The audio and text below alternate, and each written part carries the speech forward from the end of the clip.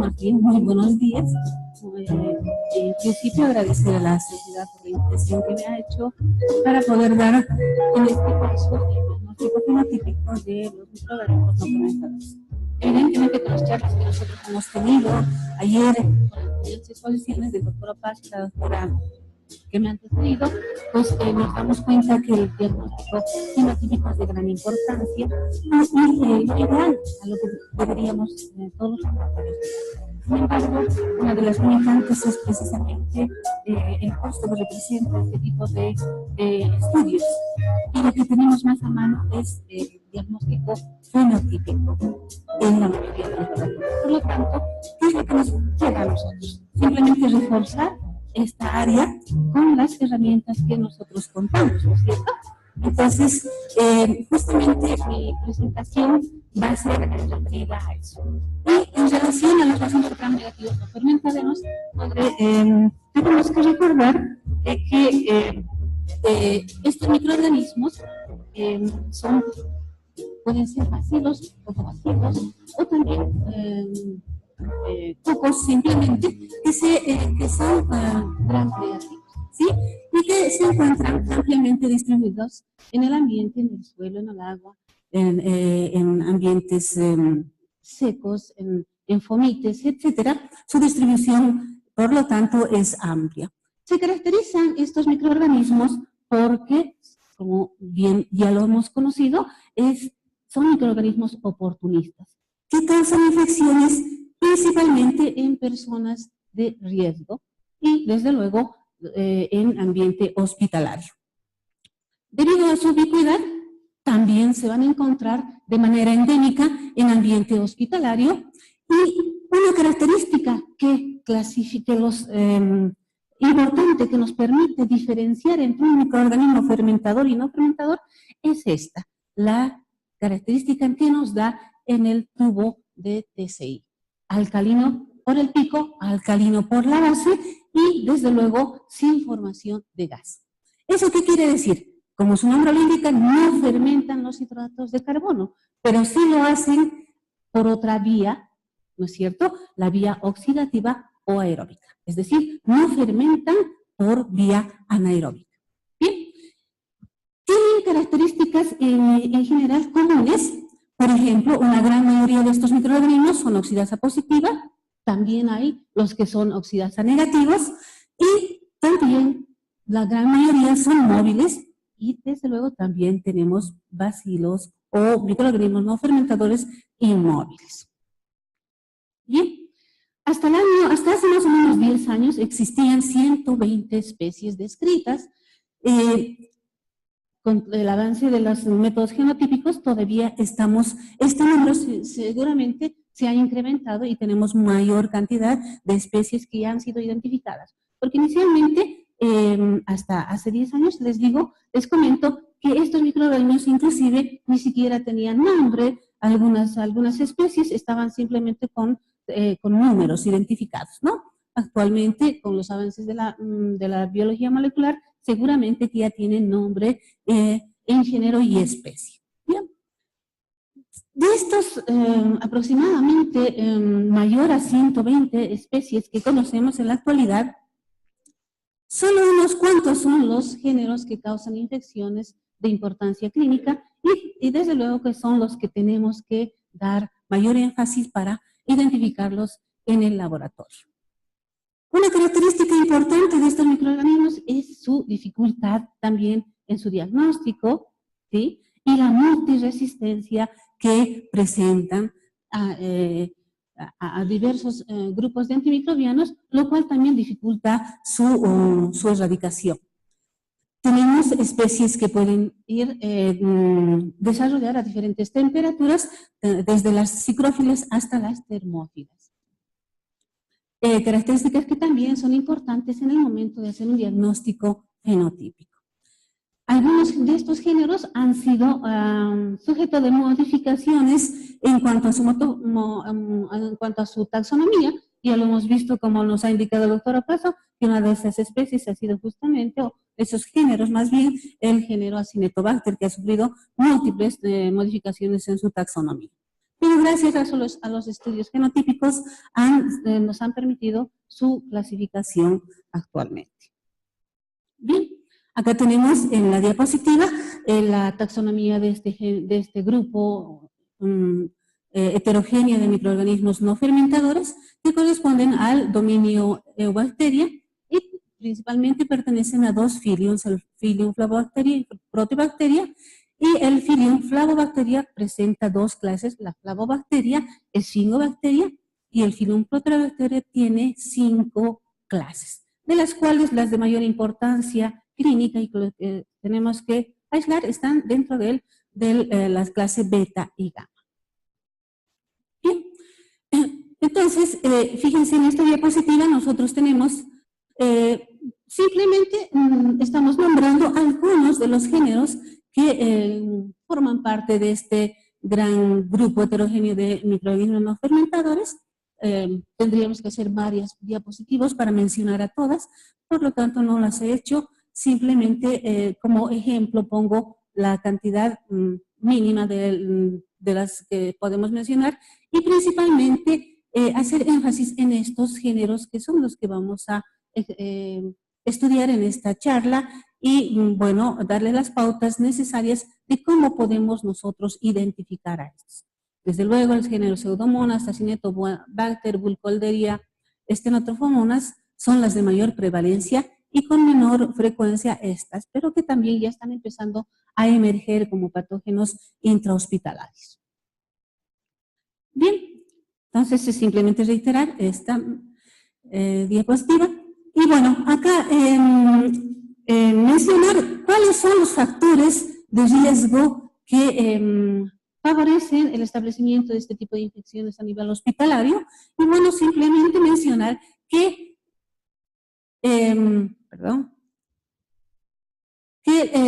los pacientes de riesgo son aquellos que están con terapia inmunosupresora, los de mayor riesgo, también aquellos que están con terapia antimicrobiana de larga data, pacientes neutropénicos, pacientes que tienen enfermedades de base como linfomas, leucemias, etcétera, aquellos que están siendo sometidos a tratamientos invasivos, catéter venoso central, tubos endotraqueales, infecciones por ventilación mecánica, etcétera. Y también otros factores es la estancia en unidad de cuidados intensivos. Por otro lado también, otro factor de riesgo, las edades extremas, los neonatos, los lactantes y los ancianos son los de mayor riesgo. Y desde luego, aquellos pacientes que tienen también sus defensas alteradas, sus barreras defensivas alteradas. Bien, entonces, siendo esa breve introducción, vamos a entrar ya a estudiar uno de los géneros de importancia clínica, tal vez el de mayor prevalencia en los hospitales. En principio era mucho más prevalente el género Acinetobacter, pero ahora ha habido un cambio en la epidemiología y este género de Pseudomonas es la que está últimamente emergiendo con mayor prevalencia. Y dentro de esta gran familia Pseudomonadaceae tenemos 4 géneros. Los géneros que, si ustedes se dan cuenta, están con colores.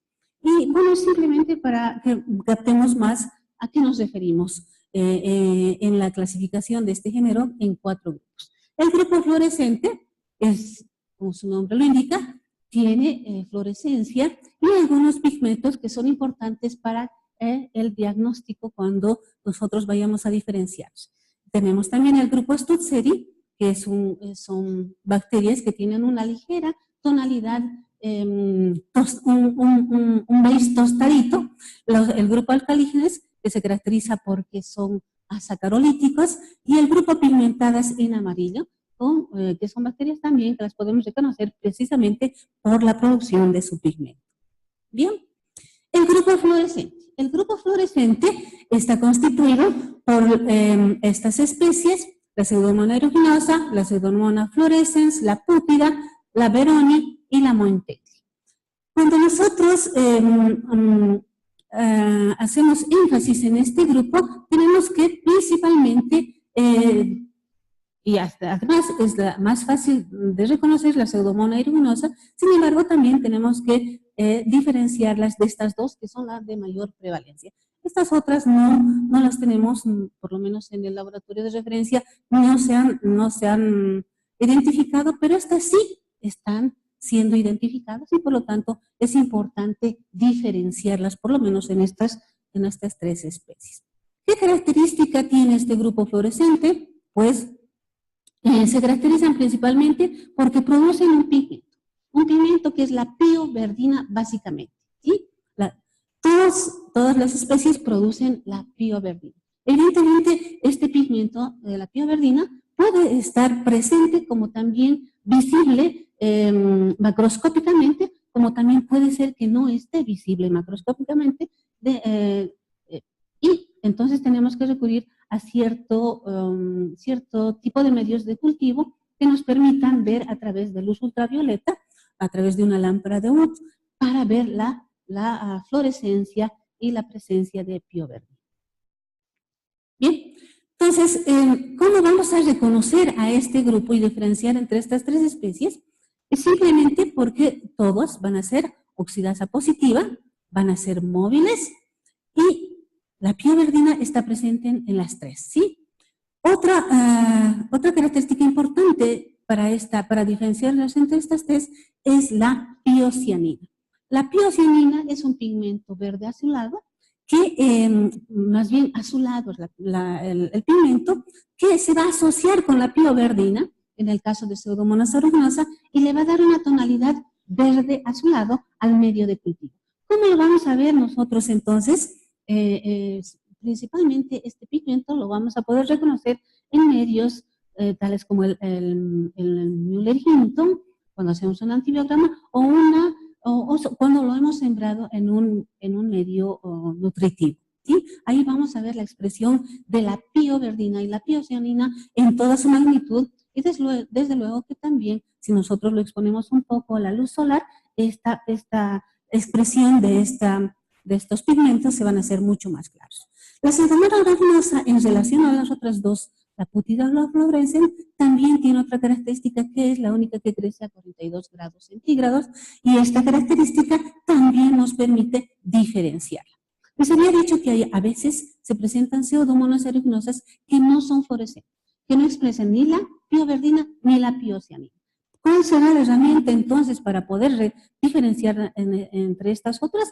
Va a ser la temperatura a 42 grados. Entonces, tomar en cuenta este aspecto que es de gran importancia, ¿no? Ahora, cuando nosotros queremos diferenciar entre la Putida y la fluorescens, que no producen piocianina y que tampoco crecen a temperatura de 42 grados, lo que hacemos es incorporar una prueba más, que es la prueba de la gelatina, la hidrólisis de la gelatina, y la diferencia está clara. La hidroliza la gelatina, la Pseudomonas fluorescens, mientras que la Putida no la hace. Entonces ahí tenemos la diferencia entre las tres especies de este grupo fluorescente.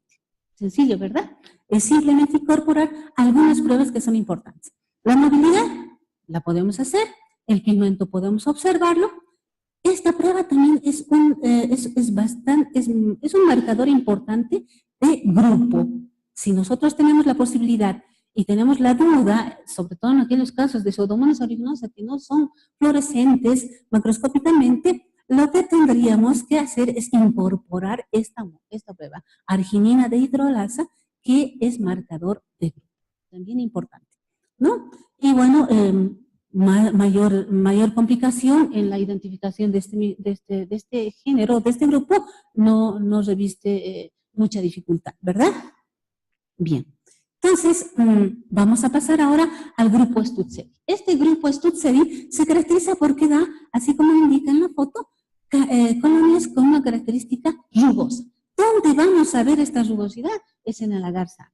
Ustedes recordarán que cuando nosotros hacemos el diagnóstico fenotípico y cuando aislamos una muestra, tenemos que utilizar también el medio de agar sangre, ¿no es cierto? Por la posibilidad también de encontrar microorganismos gram positivos. Y cuando nosotros hemos sembrado un microorganismo no fermentador o la muestra tiene un microorganismo no fermentador, pues vamos a ver esta característica rugosa de este género o de este grupo Studseri, ¿no? Una característica muy importante que nos permite ya decir de principio, esta es una pseudomonas del grupo Studseri. Además de que tiene un ligero pigmento más o menos beige o tostadito, que a veces no se ve, pero como nosotros podemos reconocer esa ligera coloración que tiene, ese ligero pigmento que tiene, es simplemente alzar con el hisopo y mirar si el hisopo tiene esa ligera tonalidad beige. ¿Sí? Muy bien. Entonces, este grupo Studseri está constituido por las especies Pseudomonas studseri, que es la de mayor prevalencia, y además que incluye esta misma especie 10 genomas, 10 genomoespecies. También tenemos la Pseudomonas mendocina y esta que todavía no está nombrada, la CDC BB3. ¿No? La de mayor importancia, la de mayor frecuencia es la Pseudomonas studseri. ¿Qué caracteriza también a este grupo? Principalmente la reducción de los nitratos a nitritos hasta nitrógeno. Entonces, este es un marcador de grupo. Entonces, fíjense, acá ya también tendríamos que empezar a incorporar este tipo de prueba, que es el medio, por supuesto, es el nitrato motilidad, que nos va a permitir, después de la adición de los reactivos, determinar si reduce o no los nitratos a nitrito o hasta nitrógeno, ¿no? Entonces, es una característica también de este grupo, y bueno, son oxidasa positiva, son mótiles, ¿no? Y bueno, esto es lo más importante. Bien. Las pseudomonas alcalinas, como su nombre lo indica, son pseudomonas que son azacarolíticos, ¿no? No oxidan o no utilizan los hidratos de carbono, aunque la pseudoalcalígenes puede ligeramente oxidar la glucosa, por eso se denomina también pseudoalcalina. Bien, acá tenemos la diferencia entre las tres. También son mótiles, oxidasa positivo, mótiles, y acá tenemos que alcalino débil, y también, fíjense, las pseudoalcalígenes puede también hidrolizar la fructosa. No tenemos a veces acceso a los azúcares, suficiente con que tengamos acceso al OF-glucosa, ¿no? Y la diferencia también radica entre estas tres, la reducción de nitratos hasta nitrógeno en las pseudomonas grupo 1. Bien, nos vamos entonces con el grupo amarillo. Sus colonias son así, típicas, amarillas. En principio pueden ser colonias mucoides, ¿no? De bordes enteros, convexas, y con el transcurso del tiempo empiezan a adquirir características rugosas. ¿Sí? Es importante que nosotros diferenciemos esta especie también con la Pseudomonas studseri, porque a veces lo confundimos, porque de principio tampoco tiene una tonalidad evidentemente amarilla. Parecería ser una studseri, ¿sí? Pero con el transcurso del tiempo va expresando con mayor claridad su pigmento. Entonces, hasta que nosotros no terminamos el diagnóstico fenotípico de un microorganismo no fermentador, que más o menos está entre 3 a 7 días, ¿no? Tenemos que descartar las cajas, tenemos que seguir observando para estar seguros de que estamos identificando correctamente. Otra característica, bueno, este grupo de las pseudomonas amarillas está compuesto por todas estas especies, y las de mayor importancia son estas dos, las de mayor frecuencia también, las pseudomonas luteola y las pseudomonas orisiavitas. Acá también hay una característica importante que nos permite diferenciar con el grupo Studseri. ¿Cuál será? Pues es principalmente la oxidasa son negativas. Entonces, la prueba de oxidasa no puede faltar en un diagnóstico bacteriológico, sea este no fermentador o fermentador, ¿no es cierto? Entonces, también es importante, porque si nosotros nos olvidamos de hacer esta prueba, pues tal vez podríamos confundir con el grupo Studseri.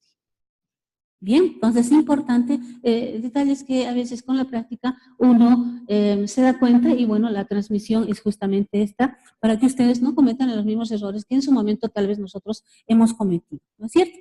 Bien, entonces, dentro de estas dos también es importante incorporar otra prueba, que es la prueba de la escolina, que nos va a permitir diferenciar entre estas dos que son las prevalentes, la escolina positivo en las pseudomonas luteales, mientras que en las pseudomonas Orisia habitans es negativa. Y también la prueba de ONPG, que esa sí la tenemos, ¿no es cierto?, en el laboratorio, y que también nos permite diferenciar. Por lo demás, las otras no son de mayor importancia, no tienen no son muy prevalentes. Lo que sí es importante, estas dos especies.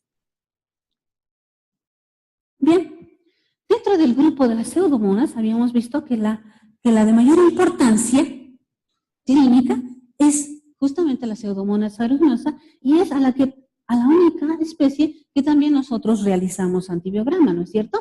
Entonces, a esta sí tenemos que reconocerla y desde luego es fácil reconocerla, ¿no? Este género, esta especie está compuesta por bacilos gram negativos, ya habíamos visto, oxidasa positiva, son móviles, y fíjense que la motilidad no la podemos ver a partir de un medio semisólido. Todas las pseudomonas las vamos a ver como negativas. Entonces, la motilidad es fundamental hacerla en un caldo de cultivo. O sea, primero, cultivar en un caldo y después sacar una gotita, colocar en el portaobjeto y observar que el microorganismo es mótil, ¿sí? A veces la motilidad no es tan evidente porque sabemos que el género Pseudomonas presenta un flagelo, o a veces dos, o un penachito de flagelos, ¿sí? Entonces, aún inclusive en la prueba de la motilidad en caldo, se nos dificulta un poco. Sin embargo, es preferible hacer este tipo de pruebas a las pruebas en medios semisólidos. Bien, entonces, otra característica importante de este género, de esta especie aeruginosa, es que producen una capa de mucos que está compuesto de glicocáliz, que también se lo llama como alginato, que le da una apariencia mucoide, ¿sí? Entonces, es aerobio estricto y puede desarrollarse entre este rango de temperatura entre 10 a 42 grados y la temperatura óptima a 35 grados. Recordemos que la temperatura a 42 grados es importante para la identificación de esta especie, ¿no? Y desde luego esta especie es muy adaptativa, puede resistir, vive en diferentes ambientes, desde luego que el agua caliente y la desecación lo destruyen, ¿no? ¿Qué características más tiene este microorganismo? Cuando nosotros lo sembramos en agar sangre, es beta hemolítico, ¿sí? Fíjense que ya empezamos a hacer el diagnóstico de manera paulatina con la sola observación de los medios de cultivo en los que habíamos sembrado, ¿sí? Por otro lado, la producción del azul de fenacina o piocianina, ¿sí? También tenemos algunas pseudomonas aeruginosas que, aparte de producir la pioverdina y la piocianina, también pueden producir otros pigmentos como la pioquelina, piorubina, piomelanina, que le va a dar también diferentes tonalidades, ¿no es cierto? Piorubina rojo, pioquelina café y piomelanina de color negro, ¿sí? Entonces tampoco se asusten cuando vean este tipo de pigmentos en unas pseudomonas aeruginosas. Ya sabemos que es oxidativa, resistente a los desinfectantes, es frecuente encontrar en el ambiente hospitalario los desinfectantes que están contaminados con este microorganismo porque resiste justamente a los desinfectantes, y bueno, a partir de ese desinfectante puede propagarse la infección y desde luego causar brotes intrahospitalarios. Bien, acá tenemos las diferentes tonalidades. Esta es la clásica, donde tenemos la pioverdina y la piocianina. Cuando nosotros vemos esto, ya no tenemos nada más que hacer, ¿sí? Es Pseudomonas aeruginosa, ni siquiera hacerle, tal vez, para confirmar, hacer la temperatura o el crecimiento en la temperatura de 42 grados. Pero esta característica que es única en la Pseudomonas aeruginosa ya nos está determinado que es una Pseudomonas aeruginosa, ¿no? Aquí tenemos las otras tonalidades de pigmentos que produce. Bien, entonces recordando un poquito, habíamos dicho que entonces, ¿cómo vamos a hacer el diagnóstico? Fíjense, va a ser un microorganismo no fermentador en el TCI con estas características alcalinas son bacilos gram negativos o cocobacilos gram negativos, oxidasa positivas, la motilidad en caldo, bien importante, son oxidativos, utilizamos el gold estándar, que es el medio OF, ¿sí? Por lo tanto, vamos a ver con estas reacciones la característica beta hemolítica en halagar sangre y además una ligera tonalidad metálica, que también la observamos en el día. El pigmento se hace mucho más evidente en un medio claro, como el agar nutritivo o como el agar MH. Y esta característica fenotípica es de aquellas pseudomonas aeruginosa que producen gran cantidad de alginato. Este tipo de fenotipo es el que se encuentra asociado a, y se los aísla de pacientes de riesgo como son los pacientes fibroquísticos, ¿sí? Fíjense la característica mucoide que tiene, muchas veces puede inclusive en primera instancia, cuando nosotros vemos así, confundir inclusive hasta con un Streptococcus pneumoniae e inclusive con una Klebsiella pneumoniae por la gran cantidad de cápsula que produce, ¿sí? Entonces, pero tenemos otras herramientas que nos van a permitir diferenciar entre un Streptococcus pneumoniae y una Klebsiella, ¿no? Principalmente este tipo. ¿Sí? Clasificarlo ya dentro de del grupo de un no fermentador.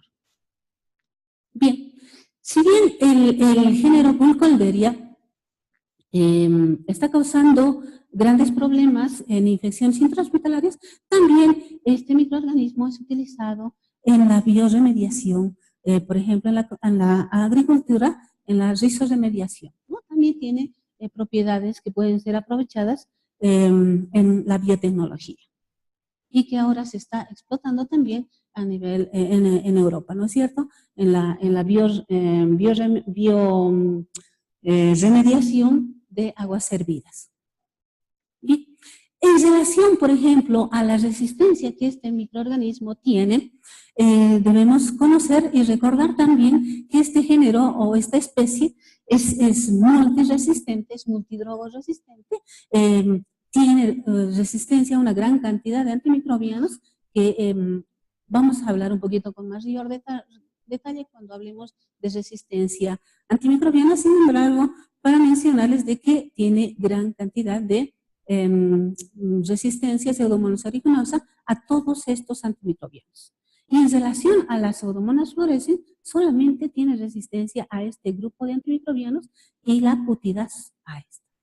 Entonces, la menos resistente es la pseudomonas putida, ¿no es cierto?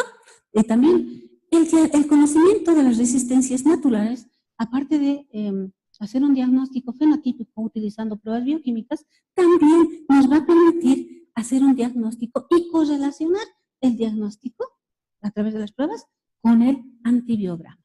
También es bien importante tener ese conocimiento y hacer un cruce de información para tener una mayor confiabilidad en el resultado o la identificación de estos microorganismos. Bien. La resistencia de este microorganismo se debe principalmente a producciones de beta-lactamasas, a por impermeabilidad y eflujo, que lo vamos a explicar posteriormente. Bien. Nos vamos entonces al género Burkholderia, o a la familia Burkholderia, y más específicamente al género Burkholderia.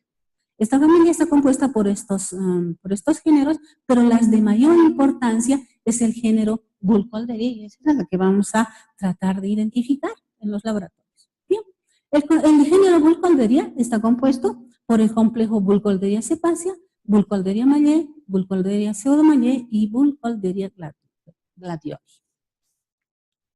Bien. Este género fue descrito en realidad como nuevo género en 1992, donde se lo clasificó dentro del género Burkholderia, porque antes estaba clasificado dentro del género Pseudomonas, ¿no? También se caracteriza porque causa infecciones esporádicas intrahospitalarias, y en el hombre está asociado a la administración de fluidos parenterales, catéteres urinarios, intravasculares, endoteliales, procedimientos que a veces son invasivos para los pacientes y es la puerta de ingreso a través de la cual se va a establecer este tipo de infección, ¿sí? También puede ser patógeno de animales y está ampliamente distribuido, ¿sí? se lo considera, por ejemplo, ecológicamente como un saprobito, porque también interviene en el reciclaje de materia orgánica. También entonces tiene propiedades y que pueden ser utilizadas en la biotecnología, ¿no? Bien. Fue descrito por Walter Burkholder, a él se le debe el nombre, en 1949, y lo había aislado de las catáfilas de la cebolla, ¿no? Y un año más tarde, este patógeno se lo describe como un patógeno humano, y en 1980 se lo aísla con mayor frecuencia en pacientes con fibroquísticos, y que la mortalidad de estos pacientes estaba asociada a un 35%, ¿sí? También tenemos que reconocer que esta bacteria, esta especie, tiene un gran genoma que es el doble del material genético que contiene la E. coli, ¿no? Otra característica también, la Burkholderia cepacia está compuesta por estos 9 genoespecies, ¿no? La genoespecie o la genovariedad 1, genoespecie 1, Burkholderia cepacia, que es la cepa tipo. Tenemos la multiboras, Xenocepacia, Stabilis, Vietnamensis, Dolosa, Ambifaria, Antina, Virusina, que si bien este complejo es muy difícil poderlo diagnosticar por métodos fenotípicos, únicamente se lo hace por métodos genotípicos, ¿sí? Y bueno, la otra especie, que es la Burkholderia malle, que también tenemos que poder identificarla, es la especie que causa el muermo en caballos, principalmente equino, caballo, burros, asnos, etcétera, pero también se lo ha aislado en ganado ovino, en las cabras, e inclusive en los perros y en los gatos, ¿sí? ¿Cómo es que el hombre se contamina con esta especie? Pues está asociado principalmente a aquel personal que está en contacto directo con los animales, ¿sí? Con mayor frecuencia están en contacto son los veterinarios, es el grupo de adquirir esta infección, que es la del muermo, ¿sí? Y que, bueno, lo va a hacer a través de una solución de continuidad que presente el hombre, y bueno, va a ser la puerta de ingreso. ¿Y cómo se puede manifestar? De diferentes maneras. Primero puede ser una necrosis de piel y mucosas, o bien puede complicarse e inclusive dar cuadros de mayor importancia, como las neumonías, y asociadas inclusive a una diseminación a través del sistema linfático. Desde luego puede ocasionar también septicemia.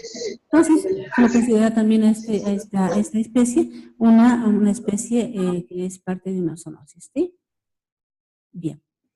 La otra especie, que es la Burkholderia pseudomalle, es la que causa otra enfermedad denominada meloidiosis, y que en el sureste asiático hay focos endémicos con bastante prevalencia, y que está asociada principalmente la contaminación con esta especie a la inhalación de aerosoles y el consumo de agua contaminada. Puede causar diferentes cuadros clínicos, como desde luego la afectación pulmonar, y desde luego también con formación de múltiples abscesos y hasta septicemia. Bien, ¿cómo lo vamos a diagnosticar? Son bacilos o cocabacilos gram negativos. Desde ya el TCI con su característica alcalina, oxidasa positiva, mótiles, también es oxida la glucosa, y una característica importante es esta, la de que son colistin resistentes. Un marcador de grupo también de este género Burkholderia es que son lisina de carboxilasa positiva. Entonces, fíjense, acá ya también tenemos que empezar a incorporar este otro aminoácido que es importantísimo para poder diferenciar este género. ¿Por qué? Sobre todo con Pseudomonas aeruginosa, que a veces también podemos confundir, ¿sí? Con esa pseudomona que no es fluorescente, ¿sí? Pero tenemos la herramienta importante que es colistin resistente. La Pseudomonas aeruginosa es colistin sensible. Además, la Pseudomonas aeruginosa es arginina dehidrolasa positiva, ¿no es cierto? Les había dicho que es un marcador de grupo, y mientras que esta Burkholderia cepacia es arginina de hidrolasa negativa. Entonces, ahí también discriminamos y nuestro diagnóstico se hace mucho más confiable. Bien, en esta diapositiva tenemos las características generales de la Burkholderia cepacia y, bueno, diferenciarla de la Burkholderia Mallet, que son ambas oxidasas, positivas, glucosa oxidativa, ¿sí? Y acá este marcador, ¿no? Colistin resistente. ¿Sí? Bien.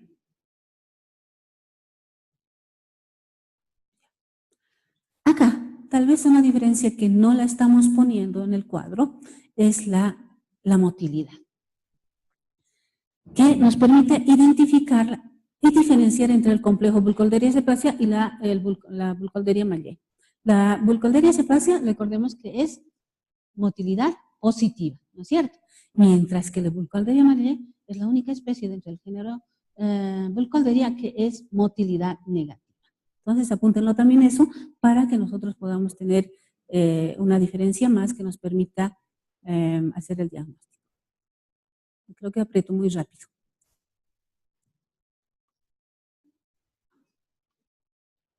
Bien, este género se caracteriza también por ser un género multidrogoresistente, es multiresistente a una gran cantidad de antimicrobianos, dentro de los cuales podemos mencionar los aminoglucósidos, colistin, por supuesto, resistente, que nos sirve de diagnóstico, y también resistencia a los betalactámicos, y también a estos grupos de antimicrobianos, las tetraciclinas, al ácido anhidrítico, fosfomicina, cloranfenicol, ¿no? Por lo tanto, entonces nos quedan solamente 4 opciones para tratamiento: meropenem, minoxidilina, ceftazidima y cotrimoxazol, ¿no?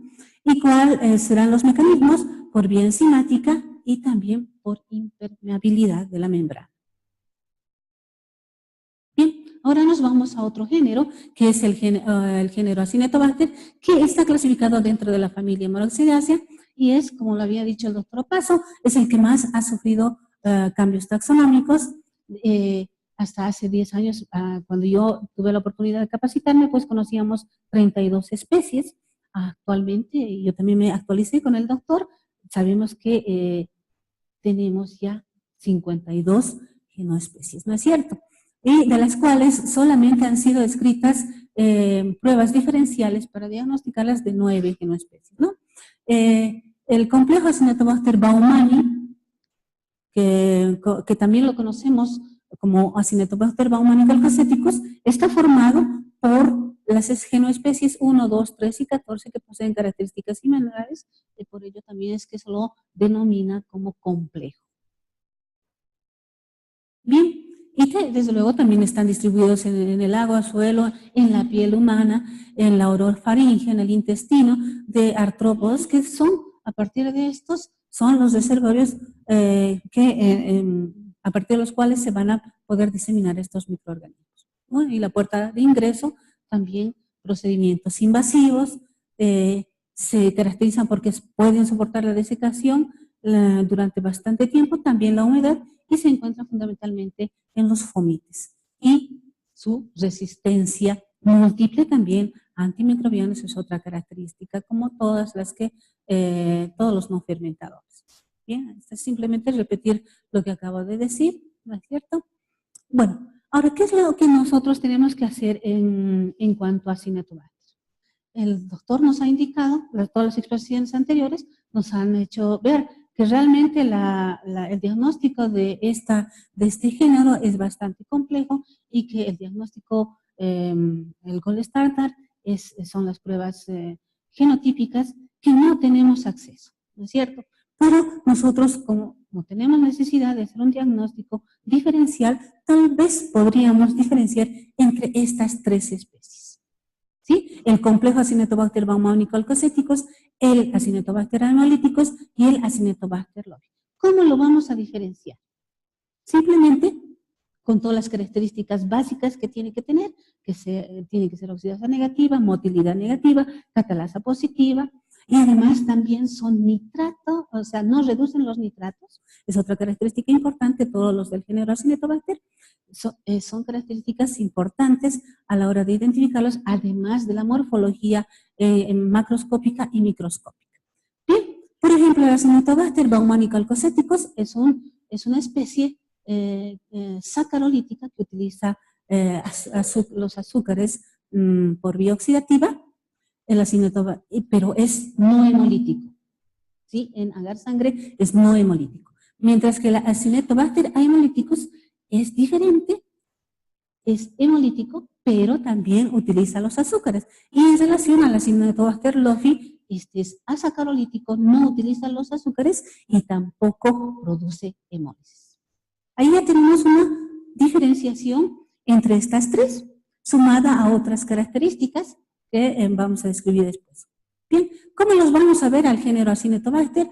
La diapositiva la he querido agrandar, como diplococos gram positivos, ¿sí?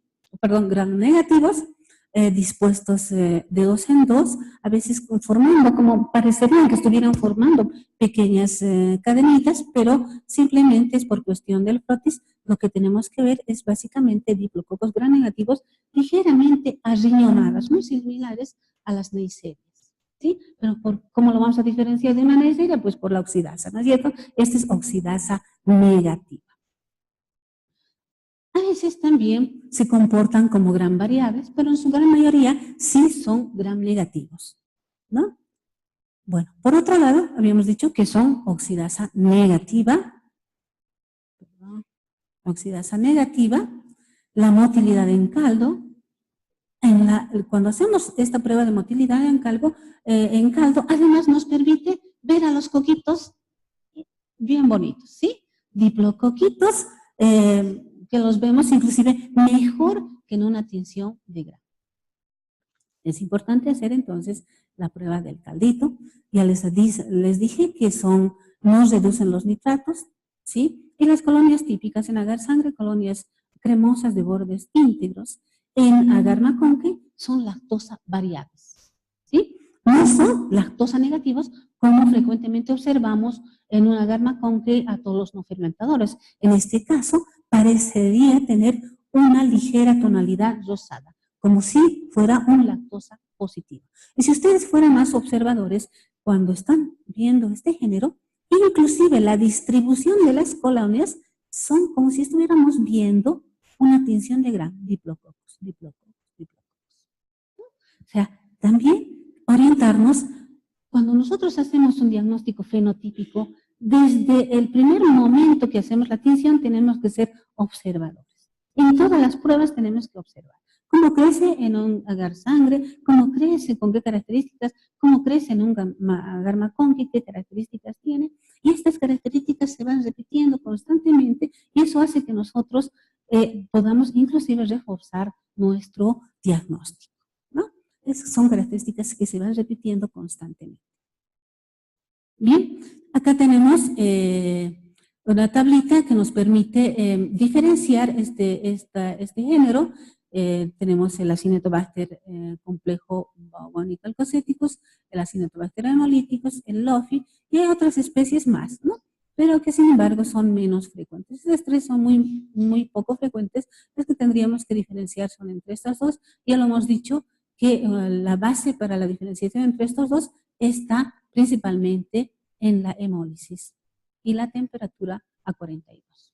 Aunque también el doctor nos ha indicado que a veces el complejo Acinetobacter baumannii-calcoceticus puede no dar, no crecer a 42 grados, ¿no? Entonces, ante esta situación, pues nos crea un poquito de conflicto. Sin embargo, si nosotros queremos diferenciar entre estas dos, lo hagamos en base a estas dos pruebas, todavía, ¿no? Hasta que no encontremos otra característica fenotípica que nos oriente mucho más para el diagnóstico y la diferenciación de estos. O si no, de lo contrario, simplemente informar en el resultado o en el reporte de un laboratorio como Acinetobacter SPP, que al final de cuentas el tratamiento va a ser el mismo. Bien, la resistencia natural de Acinetobacter también es abundante, es también un multidrogo resistente,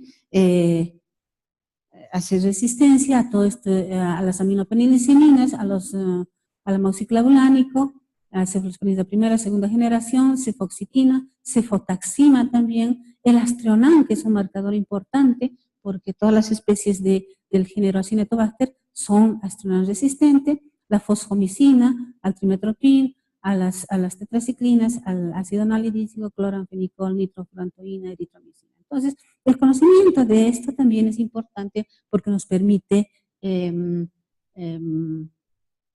reforzar nuestro diagnóstico bacteriológico. ¿Cuáles serán las causas por las que tiene esta resistencia natural? Los mecanismos son el flujo, impermeabilidad a través de las PBPs, inactivación de las PBPs y también por beta-lactamasas. ¿Sí? Bien. Vamos a coser un poquito porque es bastante todos los géneros que vamos a ver. Tenemos ahora el género Stenotrophomonas, que está compuesto por 5 especies, la de mayor prevalencia es la Stenotrophomonas maltophilia, y bueno, este género corresponde desde luego a la familia Xanthomonadaceae. Asimismo, las Stenotrophomonas maltophilia está compuesta por 9 especies genómicas. ¿Cómo lo vamos a reconocer a este microorganismo? Ya les diré, antes de les comentaré que también este género ha sufrido varios cambios taxonómicos. Primero estaba dentro del grupo de las xanthomonas, después dentro del grupo de las pseudomonas, y actualmente ya está formando este nuevo género, que es el género Stenotrophomonas. También es un microorganismo oportunista, igual que los demás no fermentadores que hemos visto, y también oportunista para causar infecciones en este grupo de riesgo, que son los pacientes con fibrosis quística, los inmunosuprimidos, los pacientes con SIDA, etc. Y se los puede aislar de ambientes alimenticios y también fuentes ambientales. Esta especie, el Stenotrophomonas maltophilia, que es la que con mayor frecuencia nosotros aislamos, es intrínsecamente resistente a una gran variedad de antimicrobianos. Por lo tanto, este microorganismo lo podemos clasificar como un extremadamente resistente. ¿Sí? Ya no es multidrogo, sino es extremadamente resistente. Por lo tanto, la opción de tratamiento para este microorganismo se limita a 3 antimicrobianos e inclusive a 2, porque a veces no tenemos en el país. Bien, causa también una serie de cuadros clínicos, ¿sí?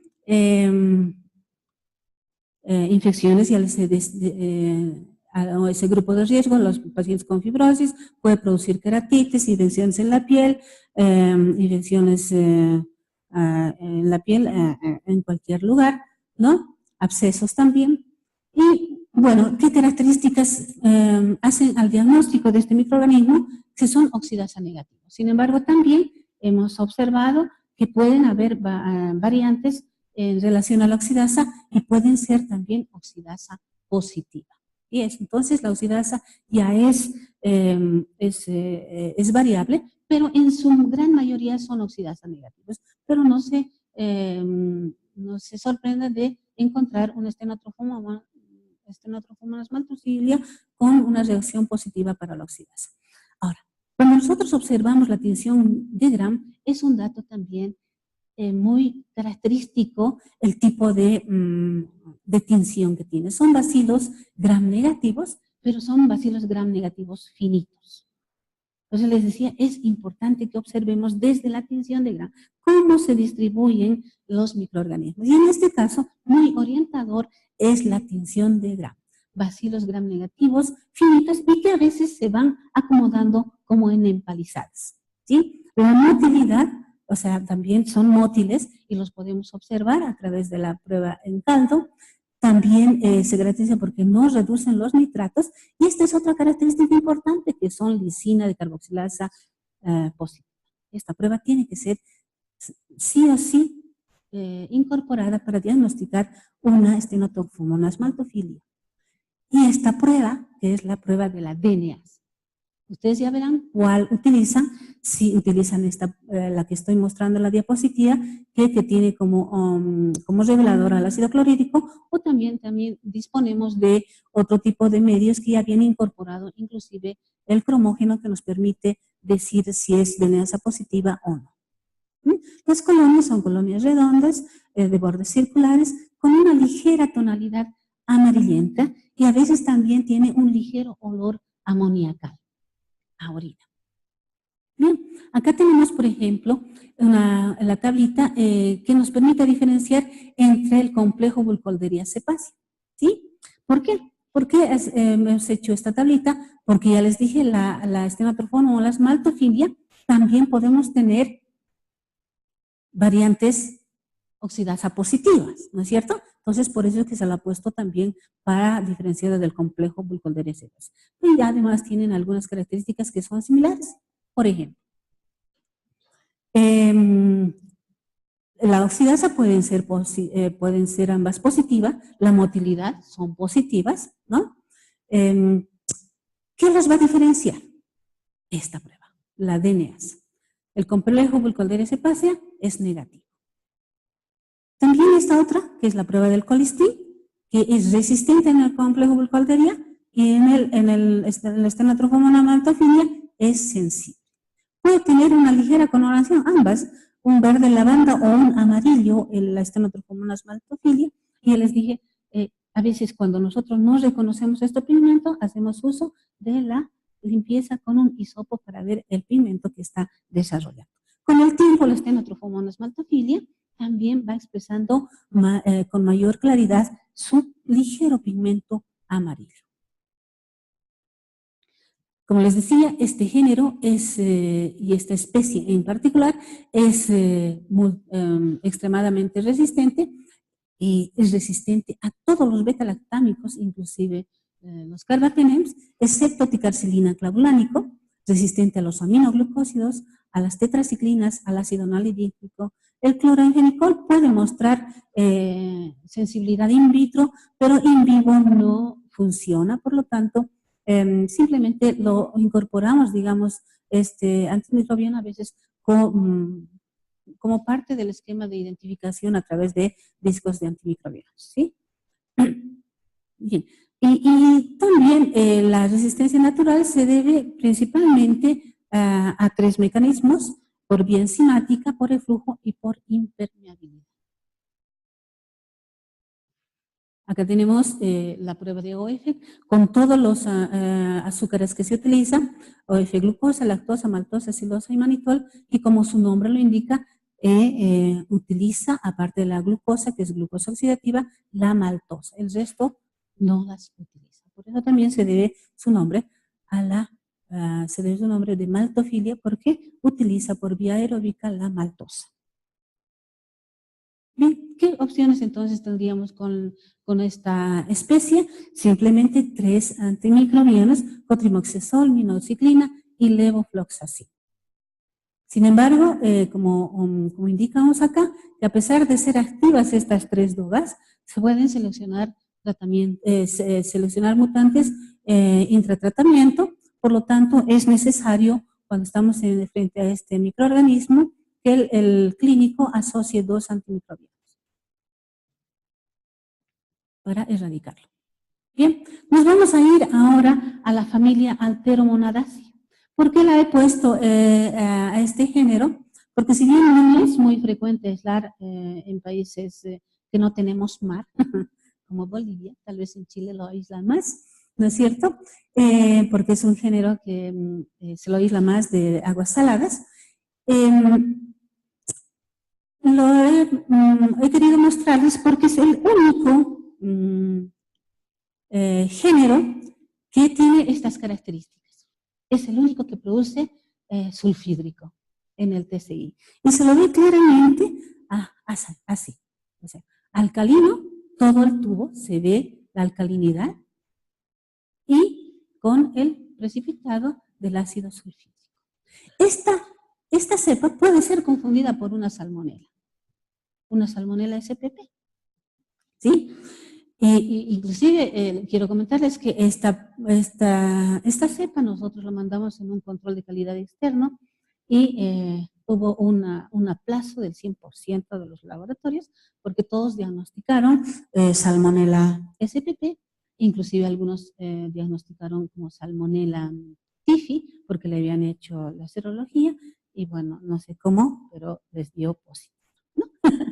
Entonces, puede ser que en algún momento nosotros también podamos aislar y tenemos que reconocerla, pero ¿qué es lo que nos va a orientar principalmente? Que este género, la Shigella, es oxidasa positiva. Gran diferencia con una salmonela. ¿No es cierto? Porque la salmonela es oxidasa negativa. Pero a veces en los laboratorios no tenemos la costumbre de utilizar la oxidasa. Entonces se nos pasa, como que decimos que no es importante la oxidasa y ustedes ven que es de gran importancia. Estamos viendo no solamente en este género, sino también en el género de las pseudomonas del grupo amarillo y la diferencia con el grupo Stutzeri, que es de gran importancia la oxidasa. Entonces, a no olvidar, a todo microorganismo tenemos que hacer la prueba de la oxidasa. Bien, y son cocobacilos gram negativos, pueden ser variables, son móviles y en relación dependiendo de la especie, pueden ser variables a la tolerancia al cloruro de sodio. Y aquí tenemos nuestra tablita que nos permite diferenciar entre estas dos especies y bueno, la diferencia principalmente radica en esto, ¿no? En el crecimiento de la Shigella algae en cloruro de sodio al 6.5% y la putrefacción que no crece. ¿Sí? Después todos tienen características similares, oxidasa positiva, motilidad, bueno, características importantes también, que no dejamos de hacer siempre. Bien, este género Shigella también es extremadamente resistente, es resistente a beta-lactámicos, aminoglucósidos, fluoroquinolonas, eritromicina, penicilina y polipéptidos, principalmente la Shigella algae, que puede dar un colesterol resistente. Bien, ahora veremos la familia Alcaligenaceae, que tenemos al género Achromobacter, que dentro de este género tenemos estas tres especies, Achromobacter denitrificans y Piachaudi, pero de mayor importancia es el Achromobacter siloxoscitans. Este sí lo aislamos en laboratorio. Y bueno, está también asociado a infecciones nosocomiales, causa septicemias y también el grupo de riesgo son los pacientes fibroquísticos y, por supuesto, todos aquellos que están con sus defensas inmunológicas suprimidas. ¿Cómo lo vamos a diferenciar? Es un bacilo gram negativo, ¿sí? Puede también presentarse como un cocobacilo, muy similar a una Acinetobacter, es oxidasa positiva, gran diferencia con el acineto, porque esta especie sí la podemos confundir con un acineto también por sus características fenotípicas. Pero bueno, tal vez por la característica de la tinción, la podemos diferenciar por la característica de sus colonias, que son similares a las colonias de Acinetobacter, pero para las otras pruebas no. Ya tenemos la diferencia de la oxidasa, la motilidad y el crecimiento en cloruro de sodio. ¿Cómo va la resistencia de este género? Es resistente a ampicilina, amoxicilina, Astronam, fíjense que también es otra característica que se parece al acineto, porque hemos dicho que el acineto tiene resistencia natural al Astronam, entonces podemos confundirlo también, pero bueno, confundirlo hasta por ahí, ¿no? Porque ya hemos visto que con la oxidasa y la motilidad no las vamos a confundir. También tiene tiene resistencia al cefoxinas de primera, segunda generación, cefoxitina, los aminoglucósidos, fluoroquinolonas y cloranfénico. Nos vamos entonces a otro género. El género Elisabethingia y género Miroides, que corresponden a la familia Flavobacteriaceae. Esta familia está compuesta por todos estos, los de mayor importancia, el género Elisabethingia y el género Miroides. Bien, vamos a hacer énfasis en estos dos. La Elisabethingia meningocéptica han clasificado anteriormente como dentro del género Cruciabacterium, actualmente ha sido reclasificada como dentro del género Elisabethingia Y este microorganismo se lo ha asociado principalmente a meningitis neonatal y a minibrotes intrahospitalarios, ¿no? También se caracteriza porque tiene una resistencia natural que no es muy usual, porque es resistente natural a antibióticos que son activos contra bacilos gram negativos y son sensibles, fíjense, a antibióticos activos contra bacilos gram positivos, ¿no? Es una característica también muy importante al momento de hacer el diagnóstico de este microorganismo. ¿Cómo lo vamos a reconocer y diferenciar entre estas dos especies que son importantes dentro de esta familia, la Elisabethingia meningoséptica y el Miroides odoratum? Bien, simplemente que la Elisabethingia meningoséptica es un microorganismo que va a dar indol positivo. Es inmóvil e indol positivo. Por otro lado, oxida la glucosa y además es DNasa positiva, ¿sí? Mientras que el género Miroides, si bien es inmóvil, pero es indol negativo y además es asacarolítico, o sea, no utiliza la glucosa. Diferencias entre ambas especies. Acá tenemos con un poquito más de detalle que la Elisabethingia es oxidasa positiva, oxidasa positiva, indol positivo, sus colonias ligeramente amarillas, colistin resistente y también DNasa positiva. La diferencia con nuestro otro género, aquí está, con esta especie, mejor dicho, el Miroides odoratum, que es motilidad negativa, glucosa negativa, colistin sensible y DNasa negativa, ¿no? Hay varios parámetros que nos permiten diferenciar ambos microorganismos. Ahora, en relación a la resistencia de la Elisabethingia meningocética, es resistente a betalactámicos, es también una extremadamente resistente a los aminoglucósidos, polipéptidos, tetraciclina y cloranfenicol. Y lo que habíamos dicho que no es muy usual en los bacilos gram negativos, que tienen inclusive resistencia por impermeabilidad de manera natural, pues en este género sí pueden ser utilizados estos antimicrobianos, ¿sí? Vancomicina, clindamicina, eritromicina, por supuesto aminociclinas, rifampicina, cotrimoxifenol y también las fluoroquinolonas que funcionan para tratamiento. Ahora, evidentemente nosotros no podemos hacer antibiograma de estos últimos géneros, como han podido ver, ¿no es cierto? No podemos informar porque no hay puntos de corte. Sin embargo, se lo puede orientar al clínico y decirle que es resistente natural a estos antimicrobianos y que podría funcionar el tratamiento con los antimicrobianos a los que son también naturalmente sensibles. Pero mucho problema no van a tener porque es muy poco frecuente el aislamiento de estos microorganismos. En el caso de la resistencia de Miroides odoratum, la resistencia natural es muy similar a la de Elisabethingia, también resistente a betalactámicos, aminoglucósidos, fluoroquinolonas, tetraciclinas, cloranfenicol y sensible a aminociclinas, rifampicina, eritromicina y cotrimoxazol. Bien, existen numerosas tablas de identificación. Por ejemplo, esta es una tablita bien simple, pero que nos permite llegar a, por lo menos, a género, a reconocer género. Por ejemplo, cuando nosotros estamos frente a un bacilo gram negativo a través de la tinción gram y sembramos en los medios diferenciales, ¿no es cierto? TCI, LIA, MIO, urea, citrato, a veces también incorporamos el KIA, ¿no es cierto? ¿Qué es lo que vemos? En un microorganismo no fermentador, esta característica alcalino, ¿sí? Estamos frente a un no fermentador. Si le hacemos la prueba de la oxidasa, nos da negativo y la motilidad es negativa, estamos probablemente frente al género Acinetobacter. Si le hacemos la prueba de oxidasa y es motilidad positiva, estamos frente al género Stenotrophomonas. Pero acá también ya surge un problemita en relación a la oxidasa que puede ser variable. Entonces hay que además seguir con otras pruebas para confirmar este género estenotrophomonas. Pero más o menos nos orientamos por ahí.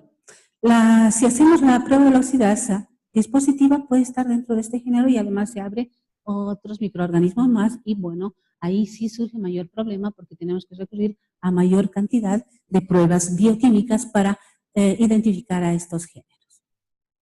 Esta es otra más o menos similar, ¿no? Donde vamos a tener la oportunidad de dar solamente en género a través de sus características, que las puertas de entrada fundamentalmente son la oxidasa y la motilidad, ¿no? Y bueno, esta otra tabla, este otro algoritmo de identificación para bacilos gram negativos que la han elaborado el Instituto Malbrán, principalmente el Servicio de Patógenos Especiales, y que nosotros lo hemos adoptado como una tabla de identificación que es mucho más completa y además que nos permite y nos orienta en todas las pruebas bioquímicas que vamos a utilizar. Aquí tenemos, por ejemplo, y rápido les voy a más o menos orientar cómo se utiliza. Hacemos la prueba de la oxidasa, es motilidad oxidasa negativa, la prueba de la motilidad, que son las dos pruebas que nos permiten ingresar. Si es motilidad negativa, estamos frente a la tabla 2. Nos vamos entonces a la tabla 2, nos orienta qué medios de cultivo podemos o qué pruebas podemos utilizar, hacer caldo de hidrato, desarrollo 44, gelatina, hemólisis, ver todas estas características. Y si nos vamos a la tabla 2, por ejemplo, estamos frente al género Acinetobacter, ¿no? Y acá ya podemos diferenciarlos entre estas especies de acuerdo a sus características bioquímicas. Otro ejemplo, por ejemplo, si estamos frente a un oxidasa positivo y motilidad negativo, ¿no? Y es además bacilo, nos vamos a la tabla 4, nos dice qué medios de cultivo o podemos utilizar o qué pruebas podemos hacer. Y nos vamos a la tabla 4, estamos frente a estos dos géneros, Elisabethindia o Miroides odoratum, y desde luego entonces hacemos todas estas pruebas, las que disponemos, pero básicamente estas que podrían ser incorporadas y que con estas tres podemos diferenciar entre estos dos géneros. Y esa es la forma en que se utilizan estas tablas. Bien, bueno, tenemos varias tablas, 9, 10, donde vamos a poder diferenciar todos los géneros que hemos visto en este momento. Muy bien. Muchas gracias. Voy a pasar entonces a no sé si pasamos a la siguiente presentación o ya es muy tarde o lo dejamos para la tarde.